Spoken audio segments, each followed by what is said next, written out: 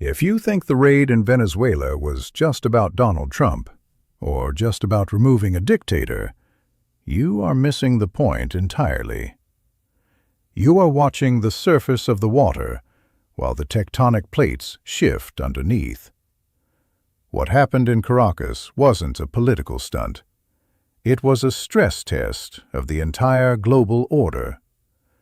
And the results should terrify anyone who cares about the long-term survival of American power. We have spent the last week cheering a tactical victory. We proved we could reach out and touch an enemy anywhere, anytime. We exposed our greatest rival, China, as a paper tiger that couldn't protect its own assets. But there's a difference between being feared and being strong. We are celebrating the fact that we can break the rules without asking what happens when the rules no longer exist to protect us. We are confusing kinetic violence with strategic leadership. This operation didn't restore American dominance.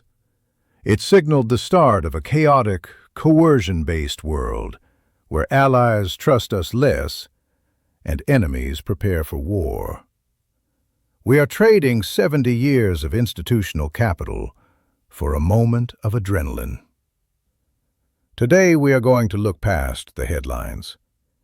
We are going to dissect why this victory is actually a warning and why the price of acting without restraint is higher than anyone in Washington is willing to admit. The trajectory has shifted. You need to understand where it lands. If you look at the coverage of the raid in Venezuela, you see a predictable pattern. It is the same pattern we have seen for years, a reflex that the media and the political class cannot seem to break. The focus is entirely on the spectacle. It is on the audacity of the operation, the timing, the specific movements of special forces, and, inevitably, it is on the man who ordered it. The conversation is dominated by personality. Was this impulsive? Was it a distraction? Is this just Donald Trump engaging in high-stakes theater to dominate the news cycle? If you view the extraction of Nicolas Maduro through that lens, as just another episode of Trump being Trump, you are missing the signal. You are watching the surface of the water while a tectonic plate shifts underneath. We need to stop analyzing this as a political stunt and start analyzing it as a stress test. Because that is what this was. It was a kinetic stress test of the global order, applied directly to a pressure point that Washington and Beijing have been dancing around for a decade. For years, we have operated under a specific set of assumptions about how the world works in the 21st century. We assumed that the era of unilateral American regime change was over, buried in the deserts of Iraq. We assumed that economic entanglement was a shield.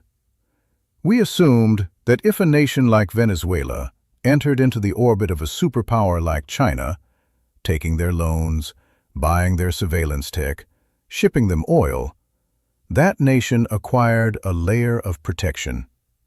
The logic was simple. You don't strike a Chinese asset unless you want a problem with China. That assumption just evaporated. When American operators moved into Caracas, they didn't just breach Venezuelan sovereignty. They walked right through the security guarantee that Beijing has implicitly sold to the developing world. They proved, in the span of a few hours, that debt diplomacy is not a missile defense system. This is why the chaos narrative is so dangerous. If you dismiss this raid as the reckless act of a chaotic president, you can tell yourself that it's an anomaly. You can tell yourself that once the personality changes, the rules will go back to normal. But there are no rules to go back to. What happened in Venezuela was the collision of two very different types of power, and we saw exactly which one breaks first. On one side, you have the Chinese model. For 20 years, Beijing has built an empire based on access. They build the roads, they upgrade the ports, they loan the money, and in return, they get political loyalty and resource rights. It is a quiet, steady, creeping influence. It looks permanent. It looks like the future. On the other side, you have American hard power, blunt, kinetic, often clumsy, and under this administration, completely unmoored from traditional diplomatic niceties. The world has been asking a theoretical question. Can the United States simply reach into a country within China's economic sphere and dictate terms? The answer, we now know, is yes. And the silence that followed is the loudest sound in international relations right now. Where was the countermove? Where was the projection of force from the East? It didn't exist. The raid exposed a vacuum. It revealed that while China can buy a government, it cannot necessarily save one.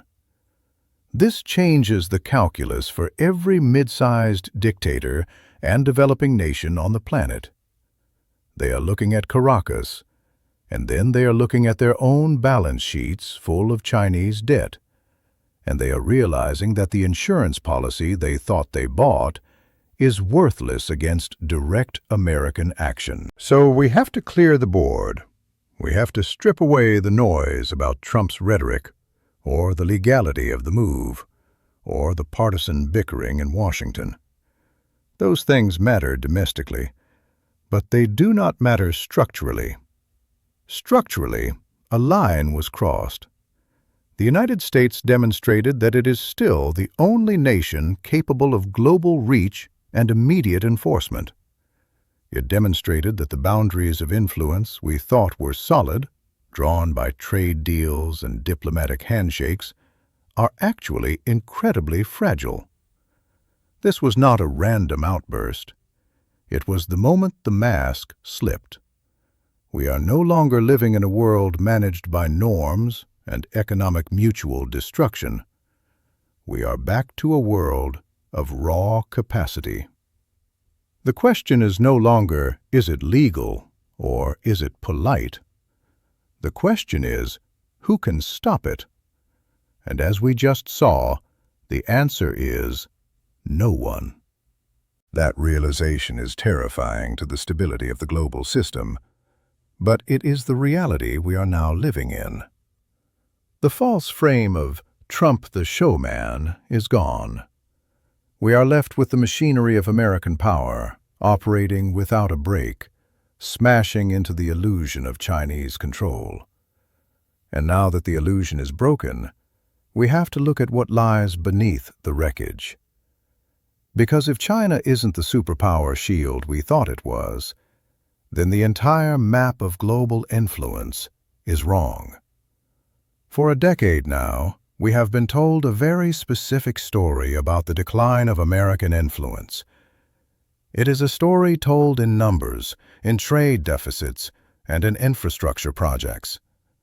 Go to any capital in the global South, in Africa, in Latin America, in Southeast Asia, and you will hear the same refrain. The Americans offer lectures on human rights. The Chinese offer concrete. They build the parliament buildings, they pave the highways, they dredge the ports. The prevailing wisdom has been that China has already won the contest for the developing world. The logic suggests that because Beijing holds the debt, because they own the mining rights, and because they are the primary trade partner, they are the de facto power in the room. We have accepted the idea that economic entanglement equals strategic dominance. We assumed that if you own the bank, you own the town. But this week, that theory ran headfirst into reality, and it shattered. When the crisis broke in Venezuela, a country that is arguably the crown jewel of Chinese influence in the Western Hemisphere, we got to see exactly what that influence is worth in a firefight. China has poured billions into Venezuela. They have kept the regime on life support through loans for oil deals. They have installed their telecommunications architecture to help the state monitor its own people. By every economic metric, Beijing should have been the decisive actor. They should have been the ones to pick up the phone and dictate the outcome. So what happened when the United States moved? Did China mobilize a fleet? No. Did they leverage their massive holdings of U.S. debt to force a stand-down? No. Did they offer a security guarantee to the regime they have spent years propping up? No. They issued a statement. They expressed grave concern. They appealed to international law. It was a response of absolute strategic paralysis. And this exposes the fundamental illusion at the heart of China's rise. We have confused reach with power. China has enormous reach. They are everywhere. But their power is brittle. It is built entirely on the premise of stability. The Chinese model is optimized for a world that follows the rules.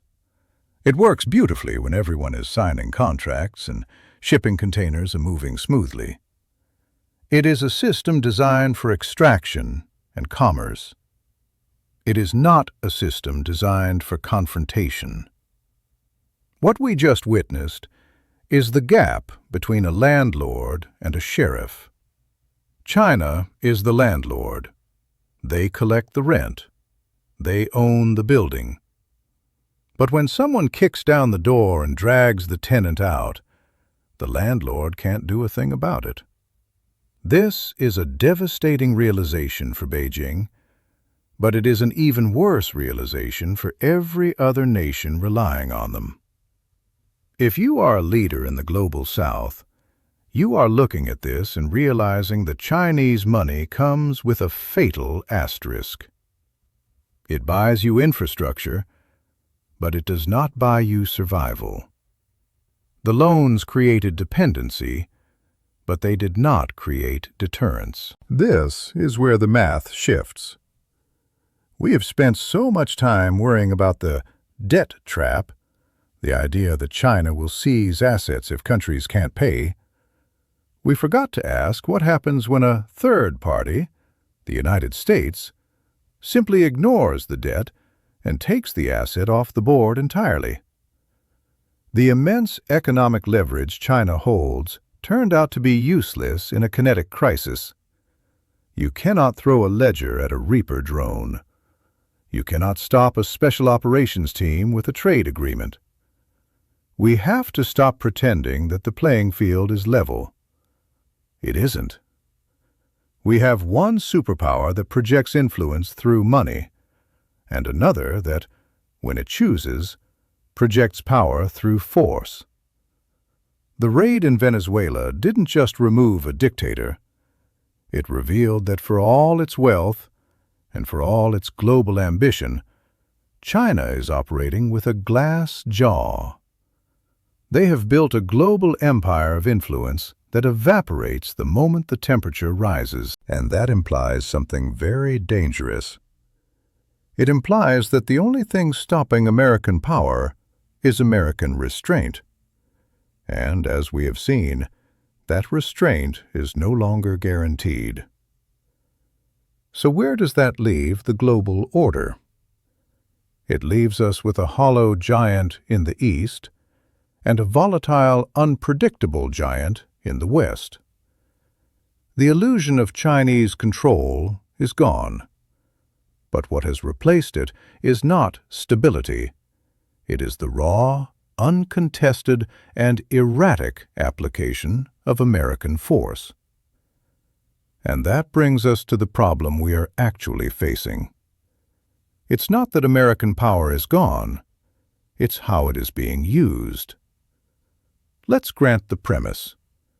As a display of kinetic energy, the operation was a success. The target was secured. The message was delivered. The capabilities of the U.S. military were proven to be intact. If you measure power solely by the ability to break things and people, then yes, America is back. But here's the trap. We are confusing violence with strength. We are confusing impulse with strategy. What we are witnessing is not a restoration of American leadership. We are witnessing the conversion of American power into a blunt, personal instrument. This is Trumpism acting as a strategic contaminant. Real superpowers do not just possess force, they possess architecture. The reason the United States held the world together for 70 years wasn't just because we had the biggest guns. It was because we built a system, a boring, bureaucratic, predictable system of alliances, treaties, and norms that made the use of those guns unnecessary 99% of the time. That system is what generates legitimacy. It is what makes the difference between a global policeman and a global bully. Trumpism bypasses that architecture entirely. It views process as an obstacle. It views consultation with allies as a sign of weakness. It views the law as a suggestion. When you launch a raid like this, unannounced, unilateral, violating sovereign borders without a legal framework, driven by the executive's gut instinct, you are not strengthening the American position. You are strip mining it. You are burning through the accumulated capital of trust and predictability that generations of diplomats spent decades building. Think about this from the perspective of our allies. If you are sitting in London or Tokyo or Berlin right now, you are not cheering. You are terrified. Why? Because if the United States acts without rules, then there is no guarantee that the next action will be in your interest.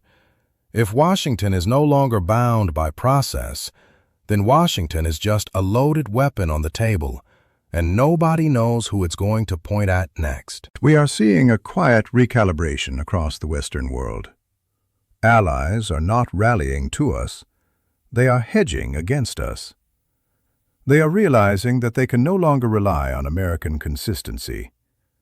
They see a White House that treats foreign policy like a reality television producer treats a season finale, prioritizing the shock, the twist, the spectacle over the stability of the storyline. This is the paradox of the moment. On one hand, Trump has exposed China's weakness. He has proven that Beijing is a paper tiger when pushed. But on the other hand, he is dismantling the very institutional credibility that makes American power sustainable. He is teaching the world that the United States is dangerous, yes, but he is also teaching the world that the United States is unreliable. You can run a foreign policy on fear for a while. Dictators do it all the time. But you cannot run a global order on fear. An order requires buy-in. It requires partners who believe that your power protects them rather than threatens them. Trumpism destroys that belief. It treats power as a zero-sum game where winning means humiliating the other side, even if it means humiliating the international system itself. We are celebrating a tactical victory while ignoring the strategic rot. We took out Maduro, but in the process, we validated the idea that force is the only language that matters. And when you validate that idea, you are not making the world safer for democracy. You are making the world safer for chaos. The military worked. The intelligence worked. The hardware worked.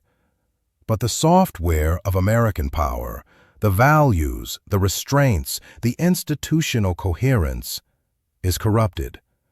And power without coherence is not strength.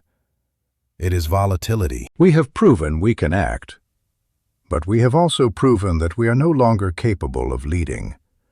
We have become a variable that the world has to manage, rather than the foundation the world can build on. The tragedy is that just as we proved our rivals are weaker than we thought, we decided to break the very tools that kept us strong. We are trading long-term hegemony for a moment of adrenaline. And once that adrenaline fades, we are going to look around and realize we are standing alone. So, where does this leave us?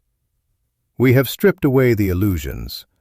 We have admitted that Chinese power is brittle. We have admitted that American power is decisive, but currently unhinged.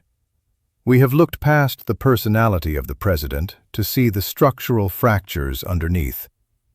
Now we have to look at the arithmetic of the next decade. This raid was not an ending. It was a precedent.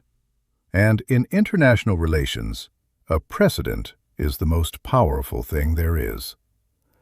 Once you demonstrate that the rules no longer apply to you, you cannot ask anyone else to follow them.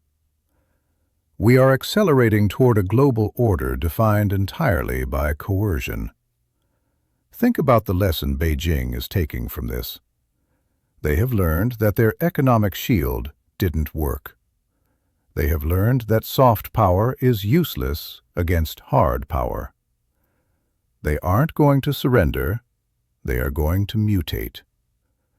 China will realize that to survive a Trumpian America, they cannot just be a landlord. They have to become a fortress. They will decouple faster. They will insulate their economy. They will stop trying to integrate with the West and start trying to build a parallel system where American sanctions and American soldiers cannot reach them. And the United States? If we continue on this trajectory, we become a rogue superpower. We become a nation that is feared by everyone and trusted by no one. We will be able to strike anywhere, anytime, but we will find ourselves operating in a world that is actively conspiring to work around us. This creates a bifurcated world, two distinct spheres, one dominated by an unpredictable American hammer, the other retreating behind a Chinese wall. That is not a recipe for peace. That is a recipe for friction. It is a recipe for a Cold War that constantly risks turning hot, simply because there are no guardrails left to stop it. The danger isn't that America loses. The danger is that America wins the battle and loses the war for the future. We are trading the architecture of a century for the dopamine hit of a single news cycle. We have to be very clear about what we are seeing. This event in Venezuela was not a turning point toward stability. It was a warning shot about systemic decay. It was proof that the institutions we rely on are failing to constrain the executive and failing to manage our rivals. The trajectory is now set. Unless American power is deliberately, painfully re-anchored to a set of institutions, unless we return to a strategy that values credibility as much as capability, we are heading into a chaotic, violent, and incredibly expensive future. The window to repair this damage is narrowing. Every time we act without restraint, the cost of going back to a rules-based order goes up. We have proven we have the strength. That was never in doubt. The question now, the only question that matters, is whether we still have the discipline to use it. And right now, looking at the smoke clearing over Caracas, the answer is clearly no.